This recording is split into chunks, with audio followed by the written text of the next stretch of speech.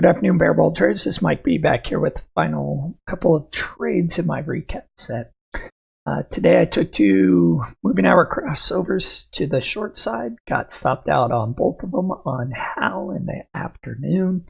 This took me to 21 trades if you add these numbers up. So what I also did, because I'm going to do a final series recap where I compile all the numbers and see what the percentages are and how much I lost or gained or whatever the outcome may be. But if you got a 46 win percentage, I can pretty much assume that it overall is going to be a loss on the day over these 24 trades. But I went ahead and added two more that I did in August. The reason for this, I used the exact same parameters, so I wanted to get as many trades as I could for a good sample on this. And I will actually pull those up so that you can see them out of my journal. The first one was on August 7th. BAC to the short side, got a pretty decent move out of it. And then also August 8th, I got a decent move to the upside on AMD. And then after this, I started my recap video. So let's get into today's trade. I had actually missed a good moving average crossover to the long side on Hal, which you can kind of see here on the 5-minute down here. It was a nice move to the upside, which caused me some FOMO on the entry. But it did eventually top out 3 times here at this 2280-ish level, or right there near it. And then the moving average started to roll over to come back down to this 50 moving average. I was waiting for the cross, which I got. Looked at the 15, had a decent setup on the 15, had this shooting star doji on the 15, and what I really liked about this trade was on the 5, I had this moving average. I figured if it could lose that, I had some room to get down to this 2205 level and even possibly to be.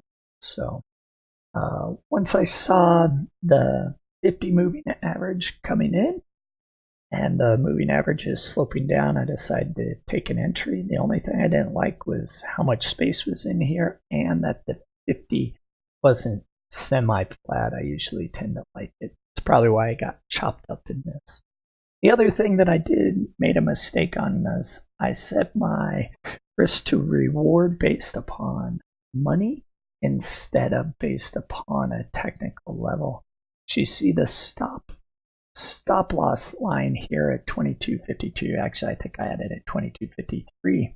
That made my 1 to 2 risk reward, but where I typically like to place my stops is the last candle. If it ever tries to reject the 50 on the 1 minute, that's where I set my stop, which should have been at 2256. And if that was the case, it would have been above the 50 here. When the stock came up and tested that, I would not have gotten stopped out or a small loss and would have eventually have just made a small minor loss on the day.